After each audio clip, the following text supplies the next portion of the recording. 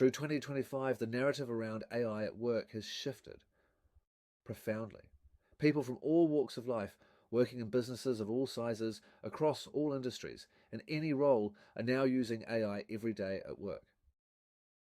They're reaching out to learn essential skills to understand how to leverage this technology practically and responsibly.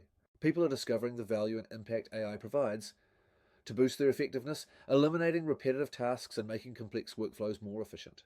The conversation has shifted from uncertainty to curiosity, but with the capability of AI doubling every few months, the question today is, how do we get started, and what tasks should I work on with AI first?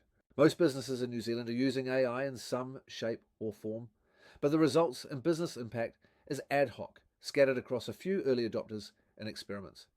The fast movers are reimagining how they get work done, embedding AI workflows into everyday processes. Today is the best time to start learning practical AI skills. Discover our AI for Business playbook at newzealand.ai. Take our AI Ambassador Certificate course or develop your skills and confidence using Microsoft Copilot and our AI Academy.